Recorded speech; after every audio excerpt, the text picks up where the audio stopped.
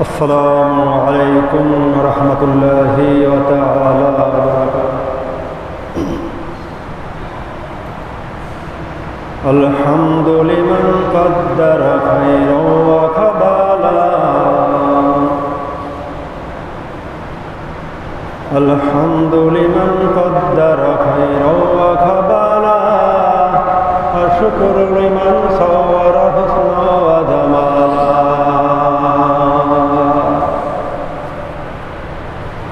فرد صمد عن صفة الخلق بريء،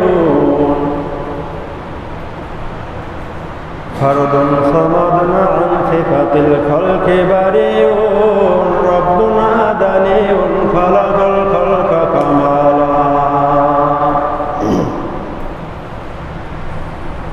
لا ضد ولا ند ولا حد لمولى، لا ضد ولا ند ولا حد لمولى، الآن كما كان ولم يلق زوالا،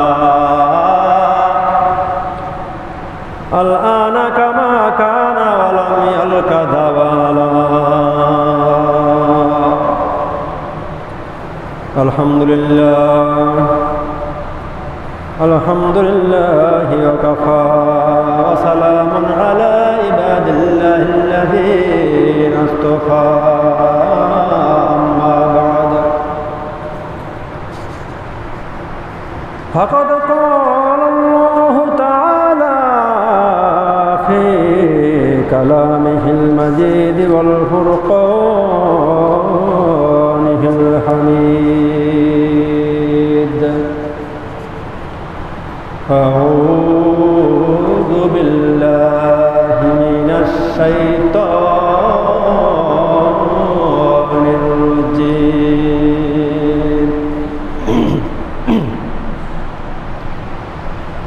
بسم الله الرحمن الرحيم.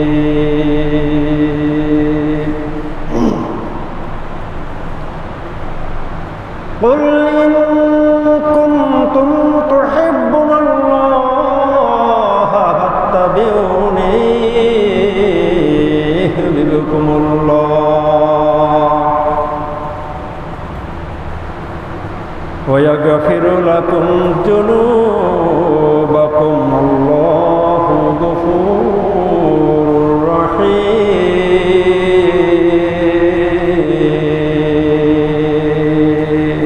الله أكبر.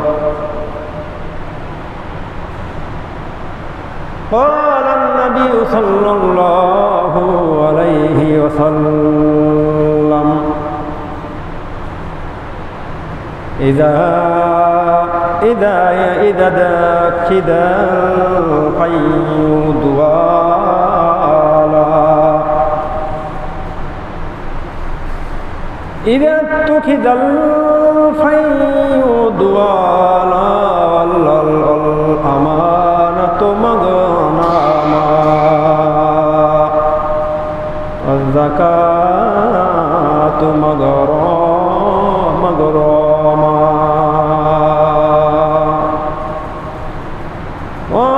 وتعلم لغير الدين.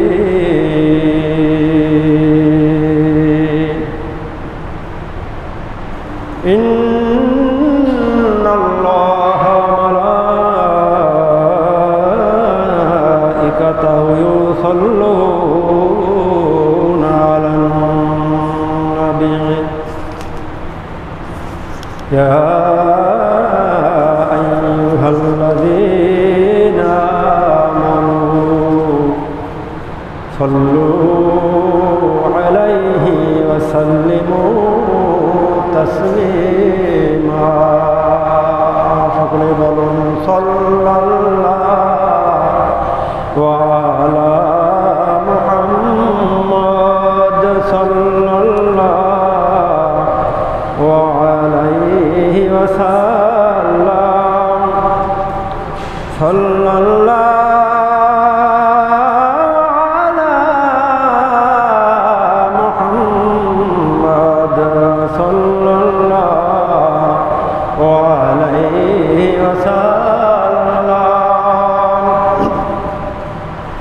سيدي يا رسول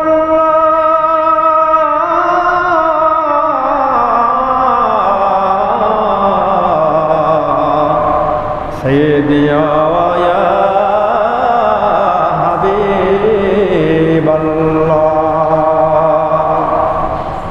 ও গো নবী আমি কবরে থাকি একা ওই মরণে আমি থাকি একা হাসরে উঠি একা সেথায় পাইলেন ও নবী গো আপনারই দেখা সাল্লাল্লাহু আলা মুহাম্মদ সাল্লাল্লাহু আলাইহি ওয়াসাল্লাম সাল্লাল্লাহু আলা মুহাম্মদ সাল্লাল্লাহু আলাইহি ওয়াসাল্লাম সাইয়্যিদি ইয়া রাসূলুল্লাহ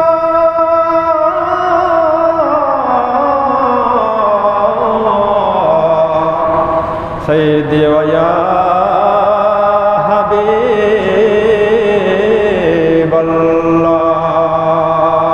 হাবিবাল্লাহ ও নবী গো আপনি নবীদের সরদার সাদিয়া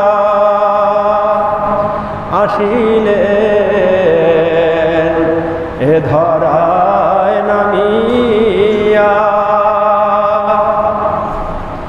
উম্মতের এতিম বানায়া ঘুমাইলেন সোনার মদিনা সাল্লাল্লাহু আলাইহি ওয়াসাল্লাম সাল্লাল্লাহু আলা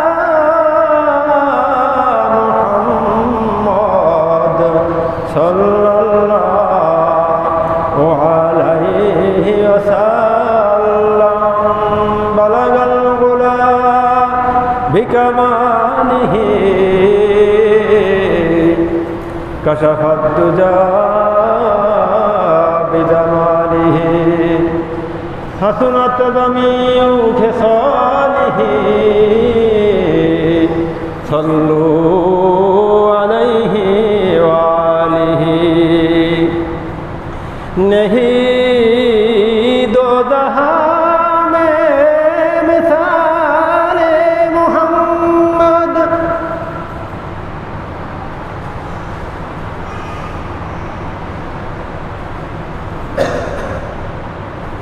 बलगल गुला बिकमालिह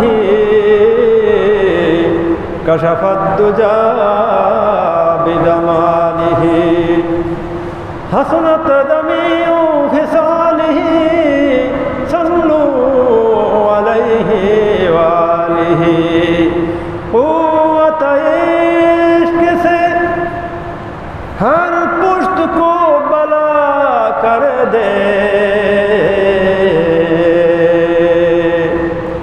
दहर में इसमी मोहम्मद से उजाला कर दे সকলেই বলেন বালাগাল উলা বিকামালিহি কশফত দুজা বিজামালিহি حسنت جميع خصاله صلوا عليه وآله اللهم صل وسلم بارك عليه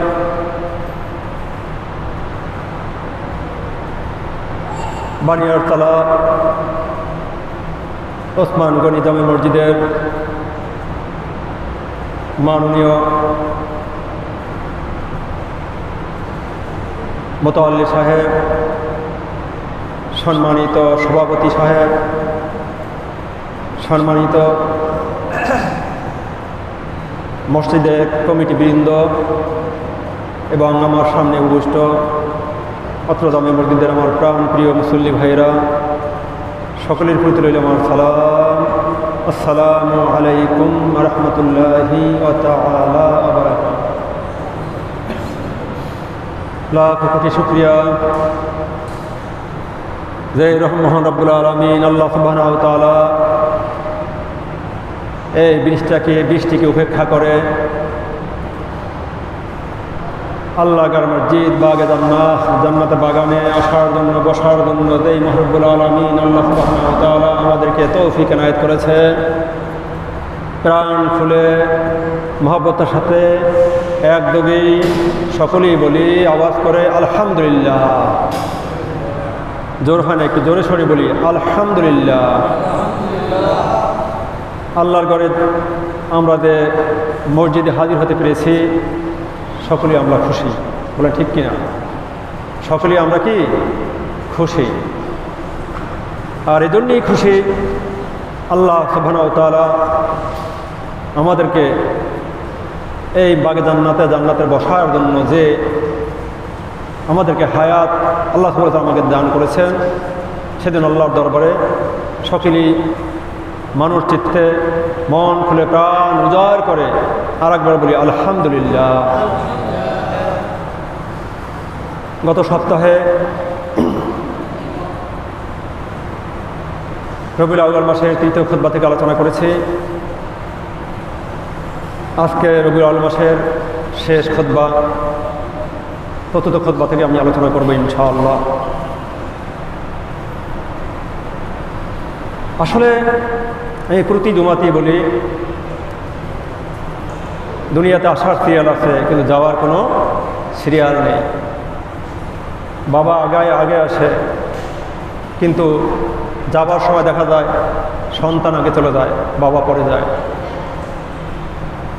বাবাকে জীবিত রেখে দাদা চলে যায়, আবার দাদাকে জীবিত রেখে বাবা চলে যায়। বলেন ঠিক কিনা? আমার এক পরিচিত এক ব্যক্তি, তিনি এক জামে মসজিদের ইমাম ও খতিব ছিলেন। তার সন্তান পানিতে ডুবে মারা গেছে। এই সংবাদ শোনার সাথে সাথে তিনি দ্রুত গতিতে তিনি রওনা দিয়েছেন বাড়িতে। পথিমধ্যেই বাবা তার সন্তানকে দিতে পারে নাই, পথিমধ্যেই তিনি মৃত্যুবরণ করেছেন। দেখেছেন? যার মৃত্যু দেখতে যাওয়ার কথা, সন্তানের মৃত্যু দেখতে যাবে, ওই অবস্থা থেকেই দুনিয়া থেকে আল্লাহ তুলে নিয়ে গেছেন। আমার বাড়ির পাশে বাস্তব ঘটনা। এক ব্যক্তি ঢাকাতে মারা গেছেন, তা দুই ভাই ঢাকা থেকে নিয়ে বাড়ি যাচ্ছেন। ভাইয়ের লাশ কি নিয়ে বাড়ি যাচ্ছেন, পথিমধ্যে গাড়ি অ্যাক্সিডেন্ট হয়, ওই দুই ভাইও রাস্তার মধ্যে মৃত্যুবরণ করেছেন। তিন ভাইয়ের একসাথে তিন ভাইয়ের জানাজা হয়েছে। আমার বাড়ির সন্নিকটে হয়তো 1 কিলোমিটার অদূরে বাড়িটা। সবাই হতবাক হয়ে গেছে। আসলে দেখেন, হতবাক হওয়ার কিছুই নাই। আপনি আছেন, আপনি থাকবেন না, এটাই বাস্তব। এই মৃত্যুকে আমাদের মনে প্রাণে মেনে নিতে হবে। আর মৃত্যুকে যদি আমরা বন্ধু মনে করি, মনে প্রাণে মেনে নিতে পারি, তাহলে আমরা কখনোই ঘৃণিত কাজ কখনোই আমরা করতে পারবো না। যদি মৃত্যুর কথা তিনি সর্বদা স্মরণ করেন, এই জন্যই আল্লাহ হাফিজ সাহেব বলছেন, তোমরা বারবার কবরের পাশে গিয়ে কবর জিয়ারত করবে। কারণ কবরবাসীদের প্রতি যখন তোমার দৃষ্টি হবে, তখন তোমার মনে জাগবে, আরে আমার বাবা ছিল, আমার ভাই ছিল, আমার দুনিয়ার যারা ছিল তারা দুনিয়া থেকে আমার আগে চলে গেছে। যারা আমার পরে যাওয়ার কথা, তারা আমার সিরিয়াল মেনটেন হয় না, সিরিয়াল ভেঙে তারা আমার আগে চলে গেছে। তখন তার মৃত্যুর কথা চিন্তা হলে তার কি সে নামাজ ছাড়তে পারবে না, সে সিয়াম ছাড়তে পারবে না। আসলে আমি বারবার বলি, আসলে আমরা ইমানদার দাবি করি, মুসলমান দাবি করি, সত্যি কি আমরা ইমানদার হতে পেরেছি? আমাদের মধ্যে অনেক ইমানদার বেঈমান আছে। কি আছে? ইমানদার বেঈমান আছে। বলেন হুজুর, ইমানদার বেঈমান কেমন কথা? ইমানদার বেঈমান হলো, দেখেন, যারা হযরত ওসমান রাদিয়াল্লাহু আনহু যারা হত্যা করেছে, তারা 5 ওয়াক্ত সালাত মসজিদের সাথে জামাতের সাথে আদায় করেছেন। তাদের দাড়ি ছিল, টুপি ছিল, দুব্বা ছিল। তারা কি মুসলমান ছিল না? ওই মুসলমানই হযরত ওসমানকে হত্যা করেছে। এরা কি? এরাও ইমানদার মুসলমান ছিল, কিন্তু এদের কলবে কিন্তু ঈমান ছিল না। এদের কলিজার ভিতরে কি ছিল না? ঈমান ছিল না। হযরত ওসমান রাদিয়াল্লাহু আনহু 72 আল্লাহ আহলে বাইতদেরকে হত্যা করেছে, শহীদ করেছে। তারাও মুসলমান ছিল। তারা ওসমানকে হত্যার আগেও তারা নামাজ পড়েছে, ওসমানকে হত্যার পরেও তারা নামাজ পড়েছে। তো তাকে নামাজীয় বেঈমান আছে। নামাজি কি? নামাজীয় বেঈমান আছে। এক বেয়াকুব নাদান, তিনি বলেছেন আমি শেষ নবী। বলে নাউযুবিল্লাহ। মির্জা গোলাম কাদিরিয়ানি, মির্জা গোলাম কাদিরিয়ানি, তিনি কি নবী দাবি করেছিল না? কথা বলেন, কথা বলুন। কি শুনতে পাচ্ছেন তো? স্পিকার সুন্দর হয়েছে। আমাদের এক মুসল্লি, তিনি 10,000 টাকা দিয়ে এই আপনি স্পিকারটা দান করেছেন। এই আমি যেটা দিয়ে কথা বলছি এটাও তিনি দান করেছেন। আল্লাহর ঘরে তিনি দান করেছেন সওয়াবের উদ্দেশ্যে। টাকার সম্পদ অনেকেই মালিক হয়েছে, অনেক সম্পদ আছে, কিন্তু আল্লাহর ঘরে দান করার মতো মন কতজনের আছে? আল্লাহর ঘরে দান করার মতো কি মন মানুষের তৈরি করতে হবে। যদি আল্লাহর ঘরে বেশি বেশি করে দান করেন, মনটা নরম হবে, কলিজাটা নরম হবে। দিলটা যদি নরম হয়, দেখবেন আপনি কোনো ইবাদতই আপনি ছাড়তে পারবেন না। হারাম করা তো দূরে থাক, হারামের কাছেও আপনি যাবেন না। বলেন ঠিক না? ঠিক কিনা বলেন? যাই হোক, গোলাম কাদিরিয়ানি তিনিও 5 ওয়াক্ত নামাজ আদায় করতেন। কিন্তু কি ছিল? ঈমান নিয়ে মারা যায়, বেঈমান হয়ে মারা গেছে। কি হয়ে মারা গেছে? বেঈমান হয়ে মারা গেছে। মির্জা গোলাম কাদিরিয়ানি শেষ নবী মুহাম্মদ সাল্লাল্লাহু আলাইহি ওয়াসাল্লাম। আল্লাহ রাসূল নিজেই বলে গেছেন আমার পরে কোনো নবী থাকবে না। আল্লাহ নিজেই বলেছেন। আমার দোস্ত মুহাম্মদ সাল্লাল্লাহু আলাইহি ওয়াসাল্লাম, তিনি দুনিয়াতে সর্বপ্রথম তৈরি হয়েছে। তাকে আমি সর্বপ্রথম তৈরি করেছি, কিন্তু আসবে সমস্ত নবীর শেষে। কখন আসবে? সমস্ত নবীর শেষে আসবে, এরপরে কোনো নবী আসবেন না। তা মির্জা গোলাম কাদিরিয়ানি তিনি যদি নবী দাবি করলে কি তার ঈমান থাকবে? ঈমান থাকবে? মির্জা গোলাম কাদিরিয়ানি অত্যন্ত লজ্জা থেকে মৃত্যুবরণ করেছে। এখনো আমরা মুসলিম জাতি সকলে আমরা ঘৃণায় ভরে তাকে স্মরণ করি। কি বলে? ঘৃণায় ভরে স্মরণ করি। আমার সামনে উপস্থিত হাজিরিন যারা আছেন, আমরা মৃত্যুর পরে এভাবেই চিন্তা করব, হায় রে আজ আছি কাল থাকবো না। আমার মৃত্যুর পরে যেন আমার জানা দেয় আমার যে শত্রু তারা যেন শরিক হয়। কেন শরিক হবে? যেন আমি একজন যেই হই না কোনো শত্রুতে আমি থাকতে পারে, ঝগড়াঝাটি থাকতে পারে, কিন্তু আমি ভালো আচরণ করেছি। আমি আল্লাহ আমার রসুলের আদেশ কখনো অমান্য করি নাই, সর্বদা মান্য করে চলেছি। যতই শত্রু হোক না কেন তুই চিন্তা করবে না, যে ব্যক্তি মারা গেছেন আমার যতই শত্রু হোক না কেন তিনি নামাজি ছিলেন। কি ছিলেন? নামাজি ছিলেন। তিনি হারামের কাজটা দূরে থাক, হারামের ধারে কাছেও যাইতেন না। আবু হুরায়রা থেকে বর্ণিত, তিনি বলেন আল্লাহর হাবিব সাল্লাল্লাহু আলাইহি ওয়াসাল্লাম বলেছেন যে আমারতে সুন্দর কোনো মানব এই দুনিয়াতে তৈরি করে। বলে সুবহানাল্লাহ। আমারতে মানুষ আর দুনিয়াতে আর তৈরি করে নাই। তার কি আল্লাহর হাবিব সাল্লাল্লাহু আলাইহি ওয়াসাল্লাম তিনি জানতেন। কিভাবে জানতেন? হযরত জিবরাইল আলাইহিস সালাম তার মাধ্যমে, কি জিবরাইল আলাইহিস সালামের মাধ্যমে তিনি জেনেছেন। আবু হুরায়রা তিনি বলেন আমি এক রাতে চাঁদের দিকে তাকাচ্ছিলাম, আরেকবার মুহাম্মদ সাল্লাল্লাহু আলাইহি ওয়াসাল্লামের দিকে তাকাচ্ছিলাম। আমি দেখলাম, আমি পর্যবেক্ষণ করলাম, আমার দিল দিয়ে কলিজা দিয়ে আমি অনুধাবন করলাম, চাঁদের চেয়ে মুহাম্মদ সাল্লাল্লাহু আলাইহি ওয়াসাল্লামকে আল্লাহ সুবহানাহু ওয়া তাআলা অনেক অনেক গুণ সুন্দর করে বানিয়েছেন। বলেন সুবহানাল্লাহ। চাঁদের চেয়ে সুন্দর করে। আরেক সাহাবী বলেছেন, আমি যখন দিনের বেলায় সূর্যের দিকে তাকাচ্ছিলাম, আল্লাহর রাসূলের দিকে তাকাচ্ছিলাম, আমি দেখতে পাচ্ছিলাম সূর্যের চেয়েও বেশি আল্লাহর চেহারাতে নূর ছিল। ওই নূর অতি মাত্রা তার চমকাচ্ছিল। বলেন সুবহানাল্লাহ। সূর্যের চেয়েও কি উত্তাপ ছড়াচ্ছিল, আল্লাহ হাবিব সাল্লাল্লাহু আলাইহি ওয়াসাল্লামের চেহারায় এত নূর ছিল। হযরত আয়েশা রাদিয়াল্লাহু তাআলা আনহা তিনি বলেন, আমি এক রাতে কাঁথা সেলাই করতেছিলাম, হঠাৎ করে আমার হাত থেকে সইটা হাত থেকে পড়ে যায়। সইটা হাত থেকে পড়ে যাওয়ার পরে আমি সইটা খুঁজে পাচ্ছিলাম না। ওই সময় আল্লাহর হাবিব সাল্লাল্লাহু আলাইহি ওয়াসাল্লাম এশার সালাত আদায় করার পরে আমার ঘরে তিনি প্রবেশ করেছেন। প্রবেশ করার সাথে সাথে ঘরটা বিদ্যুতের ন্যায় আলোকিত হয়ে গেল। বলেন সুবহানাল্লাহ।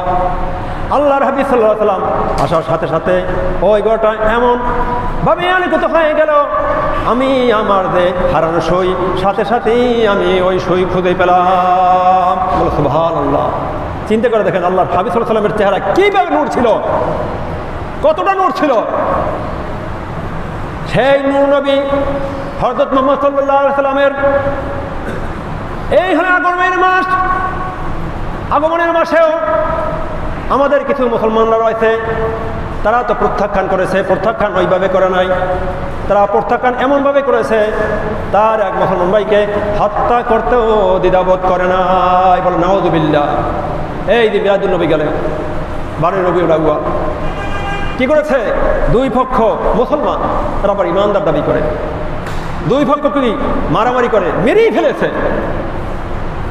আল্লাহ রসুলের সামনে মিলাদ হবে, আল্লাহ রসুল সামনে আল্লাহ রসুল 12 রবিউল আউয়াল সোমবার এই ধরাধামে আগমন করেছেন।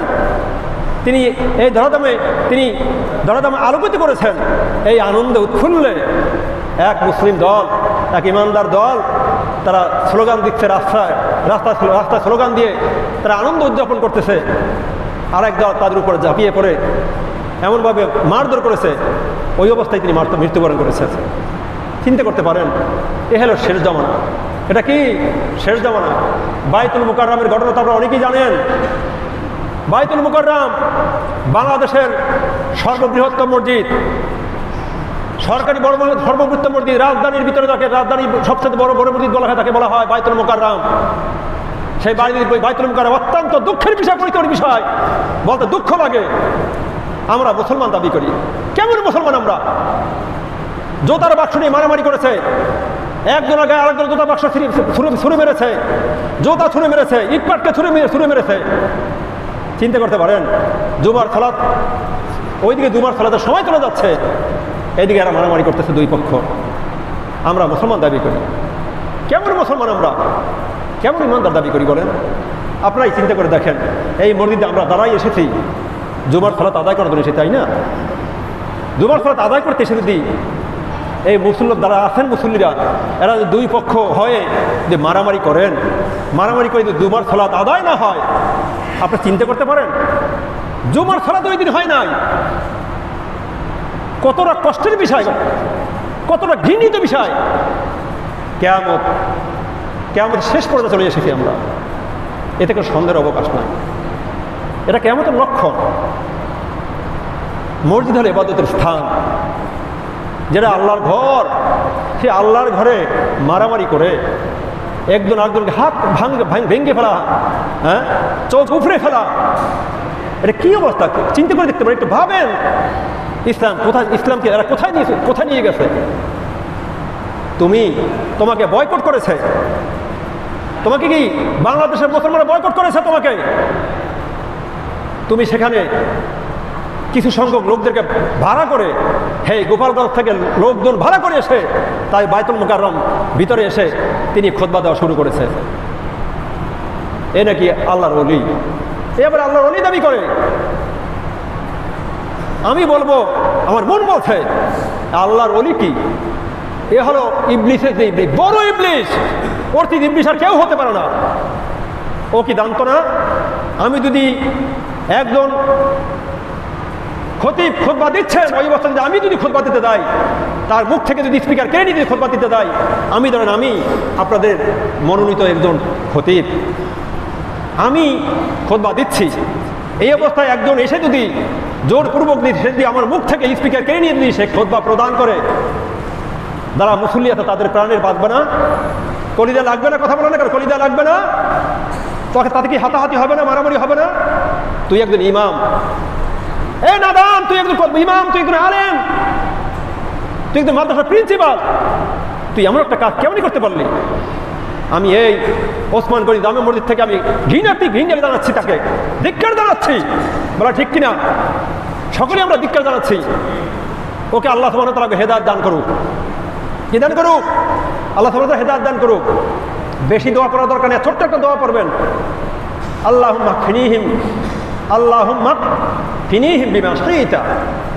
আল্লাহর হাবিব সাল্লাল্লাহু আলাইহি ওয়াসাল্লাম জানিয়ে দিয়েছেন, কেউ যদি তোমাকে কষ্ট দেয়, অত্যাচার করে, তুমি কাউকে বলতে পারো না, ভাইকে বলতে পারো না ভাই অবিচার করছে, মেম্বারকে বলতে পারো না, চেয়ারম্যানকে বলতে পারো না, এমপিকে বলতে পারো না, সে তোমার অবিচার করছে। কিন্তু একজন আছে যিনি কারো প্রতি তিনি অবিচার করে না, তিনি কে? তিনি কে? তাকে বলো, কি বলো? আল্লাহুম্মা কফিনিহিম বিমা শি'তা, ইয়া রাব্বুল আলামিন, আমি আপনাকে এই বিচার দিচ্ছি, আপনার ওকে হেদায়েত দান করুন। আর যদি হেদায়েত প্রাপ্ত না হয়, আপনার যেভাবে ইচ্ছা সেভাবেই ওকে আপনি ওইভাবে করে দেন। এই কি আল্লাহ রাসূল সাল্লাল্লাহু আলাইহি ওয়াসাল্লাম এই দোয়া কি জানাতে বলেছেন, এই আরবি পেশ করতে বলেছেন আল্লাহর কাছে। এই দোয়া ছোট্ট একটা দোয়া শিখে নেবেন, আল্লাহুম্মা কফিনিহিম বিমা শি'তা। আমার সাথে সাথে বলেন, আল্লাহুম্মা কফিনিহিম বিমা শি'তা। ছোট্ট একটা দোয়া, এই দোয়াটা আমরা সব শিখে নেব। আবু দাউদ শরীফের হাদিস 1628 নম্বর হাদিস, আল্লাহর হাবিব সাল্লাল্লাহু আলাইহি ওয়াসাল্লাম বলেন, এই হাদিসটা রওয়ায়াত করেছেন আবু সাঈদ খুদরি রাদিয়াল্লাহু আনহু। আল্লাহর হাবিব সাল্লাল্লাহু আলাইহি ওয়াসাল্লাম বলেন, কেউ যদি সকাল সন্ধ্যায় এই দোয়া পেশ করে, কেউ যদি সকাল সন্ধ্যা এই দোয়াটি পাঠ করে, আল্লাহ সুবহানাহু ওয়া তাআলা তার জন্য জান্নাত ওয়াজিব করে দেয়। বলে সুবহানাল্লাহ। ছোট্ট একটা দোয়া, কি দোয়া? ছোট্ট একটা দোয়া। আল্লাহ রাসূল বলেন, এই ছোট্ট দোয়াটা যদি কেউ বলে, তার জন্য কি জান্নাত ওয়াজিব হয়ে যায়।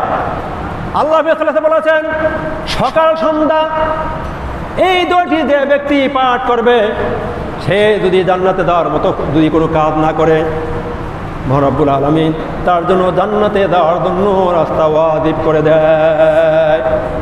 দোয়াটি হলো, সকলেই আমার সাথে সাথে বলেন, রাদিতু বিল্লাহি রাব্বা। সকলেই বলেন, রাদিতু বিল্লাহি রাব্বা ওয়া বিল ইসলামি দীনান ওয়া বি মুহাম্মাদিন নাবিয়্যা ওয়া রাসূলা। সকলেই আবার আমার সাথে সাথে বলুন, রাদিতু বিল্লাহি রাব্বা। বলুন, রাদিতু বিল্লাহি রাব্বা ওয়া বিল ইসলামি দীনান বি মুহাম্মাদিন নাবিয়্যা ওয়া রাসূলা। এই দোয়াটা সকাল সন্ধ্যা যে ব্যক্তি পাঠ করবে, সে যদি জান্নাতে যাওয়ার মতো যদি প্রতিবন্ধক হিসেবে কোনো কাজ না করে, আল্লাহ রাসূল সাল্লাল্লাহু আলাইহি ওয়াসাল্লাম বলেছেন তার জন্য জান্নাত ওয়াজিব হয়ে যায়। এই ছোট্ট একটা দোয়া আমরা শিখে নেব। আমরা জমির হিসাব নিকাশ করতে কত না কষ্ট লাগে, সেই হিসাব নিকাশ করার জন্য আমরা কতই না পরিশ্রম করেছি, কত না কষ্ট করেছি। 5 তলা বাড়ি করার জন্য, 2 তলা বাড়ি করার জন্য, 1 তলা বাড়ি করার জন্য, একটা টিন শেড বাড়ি করার জন্য চিন্তা করে দেখেন, ভাবুন কত না কষ্ট করেছি। জান্নাত কত বড় একটা নিয়ামত, সেই নিয়ামতে জানার জন্য আমরা ছোট্ট একটা দোয়া, সেই দোয়া আমরা শিখে নিতে পারি না। কি আমরা পারবো না? এই ছোট্ট দোয়া শিখে নিতে পারবো না? বলেন ইনশাআল্লাহ। ছোট্ট দোয়া ইমাম সাহেব রয়েছেন, তার সাথে শিখে নেবেন। কেউ যদি না বুঝেন আমার কাছ থেকে বুঝে নেবেন, প্রয়োজনে আমি বাংলা লিখে দিব। বাংলা কি লিখে দেবো, বলে আমরা শিক্ষা করে নেবেন। আর একটা বিষয় দেখা যায়, মসজিদে মুসল্লিরা যখন সালাত আদায় করে, কি আদায় করে? সালাত আদায় করে। মুসল্লিদের সামনে দিয়ে মানুষ হাঁটাহাঁটি করে। আল্লাহর হাবিব সাল্লাল্লাহু আলাইহি ওয়াসাল্লাম বলেছেন, তোমরা যদি জানতে, কি জানতে? মসজিদে যখন সালাত আদায় করে কোনো মুসল্লি, তার সামনে দিয়ে যদি হাঁটাহাঁটি করা কত বড় গুনাহ তুমি যদি জানতে, তাহলে 70-40 বছর মতান্তরে 70 বছর তুমি ওই অবস্থায় দাঁড়িয়ে থাকতে। বলে সুবহানাল্লাহ। কথা বুঝতে পেরেছেন? তুমি যদি জানতে যে কত বড় গুনাহ যখন একজন সালাত আদায় করে তার সামনে হাঁটাহাঁটি করে কত বড় গুনাহ, তাহলে তুমি জানতে, তাহলে 40 বছর তুমি দাঁড়িয়ে থাকতে। কি জন্য দাঁড়িয়ে থাকতে? ওই মুসল্লি ভাই নামাজ সালাত আদায় করে, ওই সালাত যখন শেষ হবে তারপরে আমি তার সামনে দিয়ে যাব। কথা বুঝতে পেরেছেন? আমরা কত বড় বেয়াকুব, নাদান। আমি এক ব্যক্তিকে বললাম, আপনি সালাত আদায় হচ্ছে, আপনি সামনে দিয়ে হাঁটাহাঁটি করেন, কেমন আচরণ আপনার? আপনি আল্লাহর ঘরে এসেছেন নামাজ আদায় করার জন্য, না আল্লাহর ঘরের সাথে বেয়াদবি করার জন্য? আপনি কেমন কথা বলেন? মসজিদের একজন নামাজি ব্যক্তির সামনে দিয়ে হাঁটলে কি তার নামাজ নষ্ট হয়ে যাবে? সে কেমন নামাজ পড়ে? আমি কি, আপনি কে? আমি বললাম, আপনি কে? আপনি কি ওসমান? আপনি কি আলী? আলীর পায়ে কাটা তীর বিদ্ধ হয়েছে নামাজের অবস্থায়, তার কখন তীর খোলা হয়েছে সে নিজেও জানেন। আল্লাহ সুবহানাল্লাহ। তুমি কেমন? সে হযরত আলী হয়ে গেছে। হ্যাঁ, দেখে বোঝা যাচ্ছে সে 5 ওয়াক্ত সালাত আদায় করে না, কত বড় ভান করেছে, কত বড় নাদান। কারণ আমাদের সামনে চললে তার কি কেমন নামাজ নষ্ট হবে কেন? দেখেন, আর অনেকেই দেখা যায় নামাজ আদায় করার সময় সামনে দাঁড়িয়ে থাকে, আর সে মনে হয় মাথার মাথা খাবাচ্ছে, এরকম করে না? মাথার মাথা খাচ্ছে যে নামাজ শেষ করে না কেন? নামাজ তাড়াতাড়ি মুসল্লি শেষ করে না কেন? আমি যাবো, সে মাথা চাপাচ্ছে। তোমার মাথা চাপানোর তোমার দরকার নেই। যখন ওই ব্যক্তি নামাজ পড়তেছে, তুমি যদি সামনে থাকো, আর তার সামনে যদি সূত্র নাও থাকে, তুমি ডানে বামে চলে যাও। তুমি কি সামনাসামনি আসো, তুমি ডানে বামে চলে যাও। আগে মাথাটা বুঝতে হবে, কেউ যদি সালাত আদায় করে তার সামনাসামনি হাঁটা চলা করা যাবে না। এখান থেকে এই সালাত আদায় করতেছেন ইমাম সাহেব, এখান থেকে ওই দিকে যাওয়া যাবে না, ওই দিক থেকে এই দিকে আসা যাবে না। কিন্তু সামনে যদি থাকে, সামনে যদি নাক বরাবর থাকে ওই যে সালাত আদায় করে, তাহলে ডানে বা বামে চলে যাবে। কথা বুঝতে পেরেছেন? আর একটা বিষয় হলো, হ্যাঁ, সূত্র থাকলেই দেওয়া যাবে এমন নয়, অনেক বেয়াদব আছে। সূত্রা আমি নিজেই প্রমাণ, 3-4 দিন আগে আমি মসজিদে সালাত আদায় করেছি, সে আমার সামনে সূত্র দিয়ে 5-7 জন বসে তারা গল্প গুজব করতেছে। তাই আপনারা বলেন, তাতে কি আমার সালাত বিনষ্ট হবে না? আমার দৃষ্টি চলে যাবে না? বলেন। তারা যে কথাগুলো বলছে আমার কানে আসে না? আমার কানে যদি আসে, আমি তো বদিন না, আমি তো কানা না, তাহলে আমার কথা আমার যদি কানে আসে, তাহলে আমার ওই দিকে দৃষ্টি চলে যাবে না? আর ওই দিকে দৃষ্টি যদি চলে যায়, তাহলে আমার কি, ধরেন আমার দৃষ্টি কি চলাতে থাকবে? আমার দৃষ্টি আমাদের রাখতে পারবো? হ্যাঁ, আমি তো একজন নাদান, আমি তো গুনাহগার ব্যক্তি, আমি তো ওইভাবে ইমানদার হতে পারিনি, আল্লাহর ওলি হতে পারি নাই যে আমি সে যতই কথা বলুক না কেন আমার কানে আসবে না, আমার কানে পৌঁছাবে না। আমিও নামাজ সালাত শেষ হওয়ার পরে বললাম, আপনাদের কাজটা করেছেন এটা কি ঠিক? আপনার সামনে তো সূত্র দিয়েছি।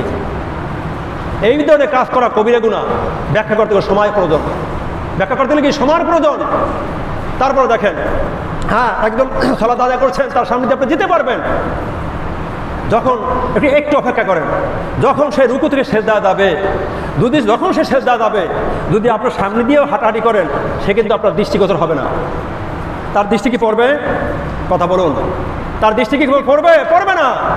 আপনি যখন সেজদায় যাবে, আপনি সূত্র পাচ্ছেন না, তার সামনে দিবেন, হ্যাঁ, একটু অপেক্ষা করেন, যখন সে সেজদায় চলে যাবে আপনার দেবাবিতে আপনি সেভাবে চলে যান।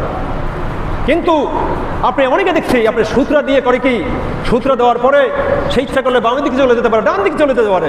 সে ভাবতেছে সূত্র দেওয়ার পরে আমি সামনে দিয়ে আসা দেওয়া করলে তোমার সমস্যা নেই, সে বারবার সে সামনে দিয়ে আসা দেওয়া করে, তাতেও কি তার দৃষ্টিকটু হয়? কি হয় দৃষ্টিকটু? সূত্র দিয়ে তুমি ডানে চলে দাও, বামে চলে দাও, কিন্তু সূত্র দিয়ে তুমি এই ডানে বা সামনে দেওয়া হাঁটাহাঁটি করবা, এটাও তোমার নামাজের সাথে বেয়াদবি হয়ে যায়, মুসলিমের সাথে কি বেয়াদবি হয়ে যায়। এরকম বেয়াদবি কখনই করা যাবে না। মনে থাকবে সকলের? মনে থাকবে আমরা এই ধরনের কখনই বেয়াদবি করব না। আমরা সকলের অনেকেই আমরা দেখি সবার শেষে আসি, মসজিদ থেকে বেরিয়ে দেয় সবার আগে, এরকম অনেকই মুসল্লি আছে কিনা বলেন? আল্লাহর ঘর মসজিদ বাগে জান্নাতের বাগানে সবার আগে আসবেন, চেষ্টা করবেন সবার শেষে যাওয়ার জন্য। আমাদের মোতাল্লি সাহেব তিনি কতটুকু আপনারাই ভালো জানেন। আমি তার সামনে বসে সামনে বসে আসলে সে আমার সামনে আছে, বলা ঠিক না, তবু বলি, মুখে চলে আসতে, আমার দৃষ্টিতে চলে আসছে। তবে আমি যতদিন এখানে দুবার সালাত আদায় করেছি, তিনি বাদ আর 4 রাকাত জুমা পড়ার পরে তিনি 2 রাকাত সুন্নাত পড়েন, ওয়াক্তিয়া সুন্নাত পড়েন, তারপরে তিনি বসে আবার 2 রাকাত নফল আদায় করেন।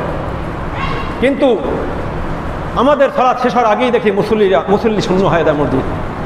আপনি কি কেমন আল্লাহর ওলি হয়ে গেলেন? আপনি কত গুনাহ করেছেন, জীবনে কত নামাজ ছেড়েছেন, কত সালাত ছেড়ে দিয়েছেন, কত আপনি বান্দার হক বিনষ্ট করেছেন, আপনি ভেবে দেখেছেন? শুক্রবার দিন, সপ্তাহের সর্বশ্রেষ্ঠ দিন, এই দিনটা আপনি একটু সময় দিয়ে বাদ আর 4 রাকাত বাদ জুমা আদায় করবেন। কাবলার জুমা অনেকে আদায় করার সময় পায় না, সবার শেষে আসে, সে কাবলা জুমাও পড়ে না, বাদা জুমাও পড়ে না। তুমি কেমন আল্লাহর ওলি হয়ে গেলা? তুমি কেমন মুসল্লি? শুধু 2 রাকাত ফরজ, 2 রাকাত ফরজ তোমার জন্য ফরজ, আর যে বাদা জুমা কাবলা জুমা রয়েছে এগুলো তোমার জন্য কি সুন্নাত নয়? তুমি কত গুণে করেছো? গুনার কাটাকাটি করতে হলে তোমার এই সুন্নাতগুলো আদায় করতে হবে। আমরা যথাযথ সুন্নাতগুলো আমরা আদায় করবো ইনশাআল্লাহ। সকলে বলেন ইনশাআল্লাহ। ভাইরা, আজকে আমরা জুমার নামাজ পড়ার জন্য, আদায় করার জন্য এই মসজিদে আসছি। ওসমান গনি দান মসজিদ থেকে আমি জানাচ্ছি আপনাদেরকে, আপনারা সকলেকেই বলবো, আমি জানাচ্ছি, আবেদন করবো সকলে আগে আসার চেষ্টা করবেন, কেউ পরে আসার চেষ্টা করবেন না। আমি গত জুমায় বলেছি আমি অনেক দূর থেকে এসেছি। আমি কেন এসেছি? আমি ইচ্ছা করে লেট করে আসতে পারতাম না। আমি 11টার মধ্যেই মসজিদে থাকার চেষ্টা করি, তারপরে হয়তো 10 মিনিট 15 মিনিট, হয়তো 10 মিনিট 15 মিনিট লেট হয়ে যায় গাড়ির জ্যামের কারণে। অনেকদিন আমি 11টার আগেও আসি। তা আপনি বাড়ির কাছে থেকে কেন আপনি আগে আসতে পারবেন না? আপনি এত কি কাজ? আপনার কি এত বড়াই? কিসের বড়াই? আপনাদের যে হায়াতের, এই হায়াতের মালিক যে আপনি নিজে বড়াই করতেছেন। এই হাতের মালিক কি আপনি নিজে? আপনার তো নিজেই নিজের মালিক না, আপনার মালিক তো আল্লাহ সুবহানাহু ওয়া তাআলা। যখনই আপনি মারা যাবেন, আপনার স্ত্রী প্রিয়তম স্ত্রী, আপনার সন্তান ওই অন্ধকার কবরে রেখে আসবে। কবরে রেখে আসার পরে কেউ তাকাবে না। আমার মনে হয় মৃত্যুর পরে যদি কাউকে 1 লাখ টাকা দেওয়া হয়, 10 লাখ টাকা দেওয়া হয়, এমন ব্যক্তিও আছে দেখ 1 কোটি টাকা দিলেও আমি মসজিদে আমি ওই কবরের কাছে যাবো না। যদি তাকে বলা হয় তুমি রাত্র 12টার পরে, রাত্র 2টার পরে একটু মসজিদে দেখে আসো যে কবরটা কীভাবে আছে, কোনো প্রাণী ক্ষতি করলো কিনা। আমি এক ব্যক্তিকে বলেছি, ভাই চলেন আমরা দেখে আসি। কয়েকদিন আগেই আমার এক ব্যক্তি মারা গেছেন, দেখে আসি। তিনি বললেন, হুজুর আপনি যান, আমি দিতে পারবো না, কারণ আমার সাহস কুলাচ্ছে না, আমার সাহস কুলাচ্ছে না। বললে এখানে কোনো প্রাণী নেই। তারপর আমি চলেন দেখে আসি কবর কী অবস্থা। যাই হোক, আমি 2 ব্যক্তিকে নিয়ে গিয়েছি, দেখতে গিয়েছি। যাওয়ার পরে হুজুর বলতেছে, হুজুর আপনি সামনে যান। আমি বলতে কেন? আপনি সামনে যান, আমি তো পিছনে আছি। আমি দোয়া করতেছি, ভয় নাই, আমি আপনার পিছনে আছি। কেন হুজুর আপনি সামনে যান। দেখ সামনে গিয়ে আমি কি সূরা ফাতিহা পড়লাম, সূরা ইখলাস পড়ে তারপর সেখান থেকে আমি ফিরে আসলাম। দেখলাম যে না, কবর ঠিক আছে। দেখেন, কবর কাছে যাবেন, আপনার মৃত্যুর কথা স্মরণ হবে। কেন স্মরণ হবে? যে আমিও স্থায়ী বাসিন্দা না, আজ আছে আমি কাল থাকবো না, আমারই কবর দিতে হবে। বলেন ঠিক কিনা? কেউ থাকতে পারবেন? হ্যাঁ, দুনিয়ার বাদশা ছিল নমরুদ। 1 সেকেন্ড আগেও জানতো না নমরুদ একটা দুর্বল মশার কামড়ে মৃত্যুবরণ করবে। দুর্বল মশা, সে আল্লাহর কাছে আরজি করছে, আল্লাহ আমি নমরুদের হত্যা করতে চাই। কত বড় বড় মশা, শক্তিশালী মশা, তারাই কিছু করতে পারে না, তুমি কি করবা? আল্লাহ আপনি যদি একটা অনুমতি দেন। কথা, তোকে অনুমতি দিলাম, তুই পঙ্গু মশা, তারপর যখন ইচ্ছা পোষণ করেছ, দা তোকে আমি আল্লাহ শক্তি দান করলাম। যখনই নমরুদ পলায়ন করে, বড় ঘটনা, পলায়ন করে যাচ্ছিল, ওই পথে ওই ন্যাংরা মশা ওত পেতে বসে আছিল। যখনই সামনাসামনি আসছে তখনই ওর শরীর বেয়ে নাকের ভিতরে, নাকের ছিদ্র দিয়ে ওর মাথার মস্তকে চলে গেছে। তারপর দেখে কী অবস্থা, হ্যাঁ, মাথার মস্তকে দেওয়ার সাথে সাথে বলতেছে, এই কে কোথায় আছো? আমার মাথা পিটা। বলতে কি আছে? লাঠি দিয়ে পিটা। লাঠি না, দোতা দিয়ে পিটা, যে যত পারো ইচ্ছা মতো পিটা। কয় আমি দুর্বল হয়ে গেছি। প্রধান বলতে আমি দুর্বল হয়ে গেছি, আর পারবো না। না, তোকে যে বেতন দে, বেতন আর বাড়িয়ে দেবো, ডাবল করে দেবো, তোর জুতা দিয়ে ইচ্ছা মতো পিটা। দেখেন, সেই নমরুদ অত্যন্ত লজ্জিত হয়, অপমানিত হয়, জোতার বাড়ি খেয়ে তারপর দুনিয়া থেকে চলে গেছে। যায় নাই? ফেরাউন এক ঠ্যাংটা আগেও জানতো না ফেরাউন ওই নীল নদে ডুবে মারা যাবে। ফেরাউন সে আল্লাহ দাবি করেছিল না? আল্লাহ দাবি করেছিল না? এরকমের অনেক নমরুদ, অনেক ফেরাউন, সাদ্দাত, তিনিও আল্লাহ দাবি করেছিলেন। তিনি জান্নাতও বানিয়েছিলেন। আর একদিন বলবো, তিনি কি জান্নাতে যেতে পেরেছেন? জান্নাতে ঢুকতেও দেয় নাই, দেখতেও পারে নাই। এর আগেই মালাকুল মউত আদলে সেই ওর জান তিনি নিয়ে গেছে। যাই হোক, আমি শেষ করব। জান্নাতে যাওয়ার রাস্তা হলো 4টা। মনে রাখবেন, আমি একটু এক্সপ্লেইন করে বলি। জান্নাতে যাওয়ার জন্য পুরুষদের জন্য রাস্তা হলো 4টা। আল্লাহর হাবিব সাল্লাল্লাহু আলাইহি ওয়াসাল্লাম বলেন, জান্নাতে যাওয়ার জন্য রাস্তা হলো 4টা: সালাত, সিয়াম এবং বাবা এবং মা। এই 4টা রাস্তা আল্লাহর হাবিব সাল্লাল্লাহু আলাইহি ওয়াসাল্লাম বলেছেন, এই 4টার যেই রাস্তা দিয়ে হোক, ওই রাস্তা দিয়ে তুমি জান্নাতে প্রবেশ করতে পারবে। বলেন সুবহানাল্লাহ। রাস্তা কয়টা? 4টা রাস্তা, 4টা পথ রয়েছে। আল্লাহর হাবিব সাল্লাল্লাহু আলাইহি ওয়াসাল্লাম বলেছেন, কেউ যদি এই 4টা কাজ দুনিয়াতে থাকা অবস্থায় করে, 4টা জান্নাতের দরজা হলো 8টা দরজার যেই দরজা দিয়ে চাইবে সেই দরজা দিয়েই সে প্রবেশ করতে পারবে। বলেন সুবহানাল্লাহ। 4টা কাজ হলো সালাত এবং সিয়াম, নামাজ এবং রোজা, এবং হলো বাবা এবং মা। এই 4টা কাজের সব কাজগুলো 4টা কাজই করতে হবে। 4টা কাজের কোনো একটা কাজ যদি কেউ বাদ দেয়, কঠিনকালেও সে জান্নাতে যেতে পারবে না। অনেকে মনে করেন, যাক আমি তো নামাজ রোজা ঠিকই করি, আমার বাবাকে খেদমত করার দরকার নয়, আমার মায়ের খেদমত করার দরকার নয়। না, 4টা কাজের 4টা কাজই করতে হবে। 4টা কাজের কোনো একটা যদি কাজ আপনি বাদ দেন, তাহলে আপনি কঠিনকালে জান্নাতে যেতে পারবেন না। এ ব্যাপারে অন্য দিন আমি এক্সপ্লেইন করবো। আল্লাহর হাবিব সাল্লাল্লাহু আলাইহি ওয়াসাল্লাম বলেছেন, হে বান্দা, তোমাদের জান্নাতে যাওয়ার জন্য রাস্তা হলো 2টা। কয়টা? 4টার মধ্যে 2টা হলো প্রধান। একটা রাস্তার নাম হলো বাবা, আর একটা রাস্তার নাম হলো কি? মা। এই রাস্তার যে কোনো রাস্তা দিয়ে তুমি জান্নাতে প্রবেশ করতে পারবে। আর এই রাস্তার কোনো রাস্তা যদি তুমি কি করো, ইনকার করো, উপেক্ষা করো, তাহলে তোমার জন্য জান্নাত দূরে থাক, জান্নাতের ধারে কাছেও তোমরা দিতে পারবে না। তোমার জন্য কি হয়ে যাবে? নির্ধারণ হয়ে যাবে জাহান্নাম। এটা হলো পুরুষদের জন্য। নারীদের জন্য আল্লাহর হাবিব সাল্লাল্লাহু আলাইহি ওয়াসাল্লাম বলেছেন, কেউ যদি কোনো নারী যদি 4টি কাজ করে, সে জান্নাতের 8টা দরজার যেই দরজা দিয়ে চাইবে সেই দরজা দিয়েই ওই নারী প্রবেশ করতে পারবে। বলেন সুবহানাল্লাহ। 4টি কাজ হলো সালাত, সিয়াম, নামাজ এবং রোজা। নামাজ এবং রোজা যা বান্দার সাথে আল্লাহর সম্পৃক্ততা। তারপরে হলো সতীত্ব রক্ষা, এবং 4 নম্বরে হলো স্বামীর আদেশ পালন। 4টার মধ্যে দুইটাই হলো স্বামীর জন্য। যে সমস্ত নারীরা শুনছেন তাদের দিকে দৃষ্টি করে আমি বলছি, হে নারীরা, আপনাদের জান্নাতে দেওয়ার জন্য 4টা রাস্তা আল্লাহ রাসূল সাল্লাল্লাহু আলাইহি ওয়াসাল্লাম বাতিয়ে দিয়েছেন। 4টা রাস্তা হলো নামাজ, রোজা মানে সালাত এবং সিয়াম। 3 নম্বরে হলো সতীত্ব রক্ষা, এবং 4 নম্বরে হলো স্বামীর আনুগত্য। এই 4টার কোনো কাজ যদি কোনো নারী, কোনো স্ত্রী যদি বাদ দেয়, কঠিনকালেও সে জান্নাতে দিতে পারবে না। এক্সপ্লেইন করলে অনেক সময়ের প্রয়োজন। অনেক স্ত্রী আছেন, তিনি বলে স্বামীকে অনেক ভালোবাসি, কিন্তু স্বামীর ভাইকে ভালোবাসে না, স্বামীর বোনকে ভালোবাসে না, স্বামীর মাকে ভালোবাসে না, স্বামীর বাবাকে ভালোবাসে না। দেখবেন স্বামীকে খুশি করার জন্য স্বামীর সামনে বসে স্ত্রীর শাশুড়ি এবং শ্বশুরের প্রতি অনেক মহব্বত করে, অনেক ভালো আচরণ করে। যখনই স্বামী চলে যায় তখন এমন ব্যবহার করে শ্বশুর শাশুড়ির সাথে, স্বামী যদি দেখে স্বামীর মনে কঠিনভাবে আঘাত করে। বলে ঠিক না? ঠিক বলে ঠিক কিনা? এরকম আমাদের ঘরে প্রতিটি ঘরে এরকম দেখা যায়, একজন একজন দুই একজন দেখা যায়। এখন আলেম আর বেআলেম নেই, অনেকের ঘরে এই দৃষ্টি দেখা যায়। হে নারীরা, রাস্তা চারটা, তুমি কোশ্চিন কেন জান্নাতে যেতে পারবে না?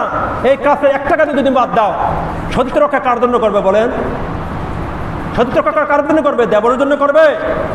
রাস্তার মানুষের জন্য করবে? কার জন্য করবে? স্বামীর জন্য করবে। এখন অনেক জায়গায় দেখা যায়, দূর থেকে যখন স্বামী আসে, ঘোমটা মাথা ঘোমটা থাকে না, স্বামীর শব্দ শুনলেই ঘোমটা তুলে দেয়।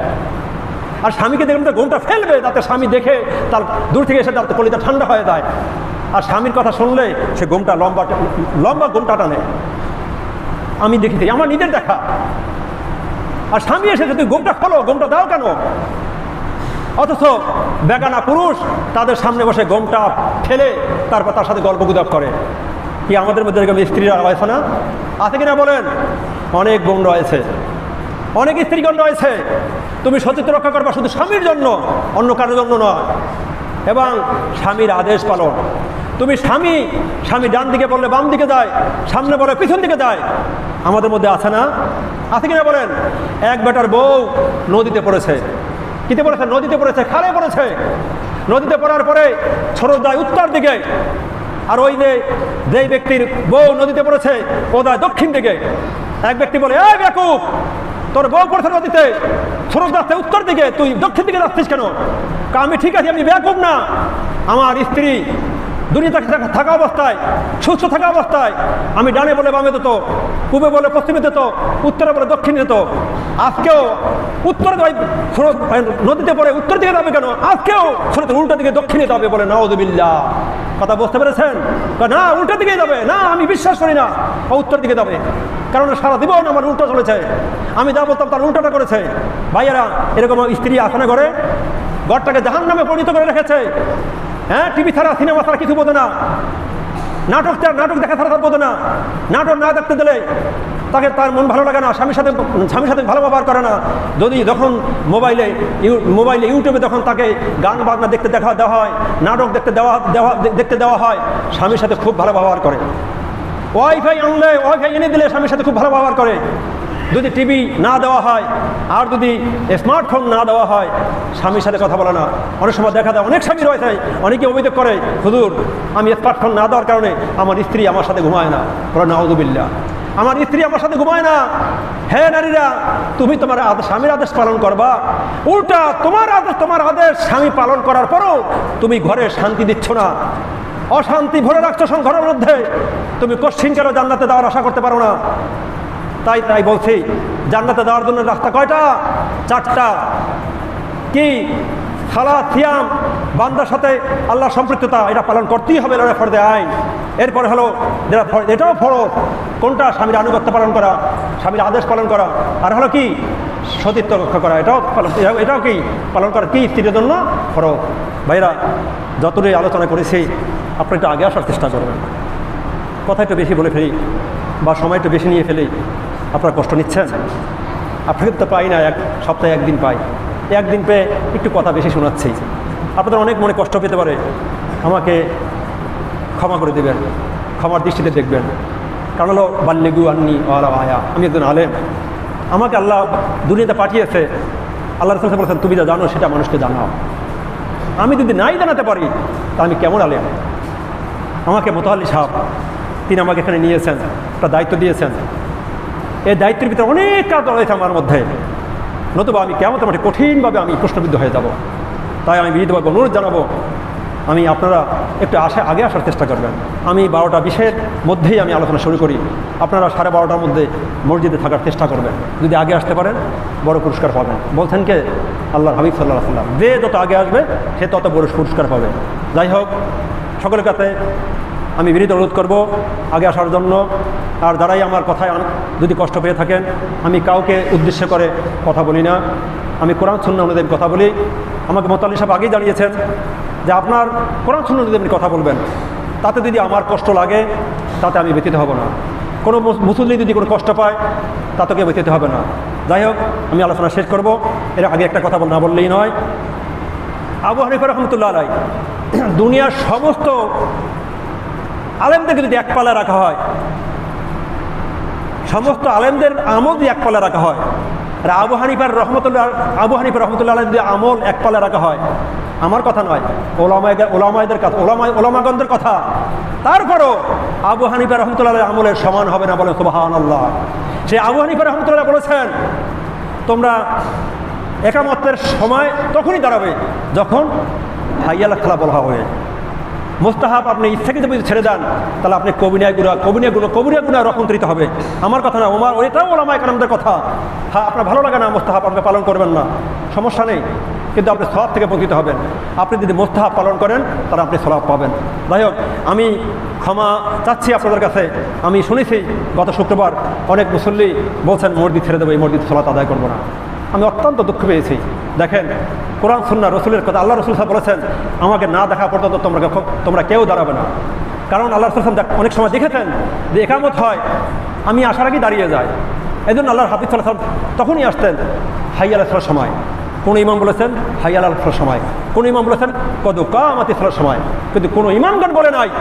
আল্লাহ রসুল তিনি একামতের শুরুতেই এসেছেন। কথা বুঝতে পেরেছেন? আপনি পালন করবেন না, এখানে অনেকে পালন করে না, সেটা তো বড় বিষয় না। মুস্তাহাব পালন করলে আপনার সওয়াব হবে। কেন আপনি সওয়াব ছাড়বেন? কিয়ামতের মাঠে একটা অনুপরিমাণ সওয়াবের জন্য দেখা যাবে আপনি জান্নাতে যেতে পারবেন না। কেউ কাউকে কোটি কোটি টাকা দিয়ে কেউ সওয়াব দেবে না, অনুপরিমাণ একটা সওয়াব আপনাকে দেবে না কেউ। আর আপনি একটা মুস্তাহাব সওয়াব কেন ছাড়বেন? আমি অনুরোধ করবো, তখন হাইয়া আলাল সালাহ তখনই আপনি দাঁড়াবেন। আবু হানিফা রাহমাতুল্লাহ বলেছেন, তোমরা তখন দাঁড়াবে যখন মুয়াজ্জিন সাহেব হাইয়া আলাল সালাহ বলবে। হ্যাঁ, আপনি দাঁড়াবেন না, আমি আপনাকে অনুরোধ করবো না।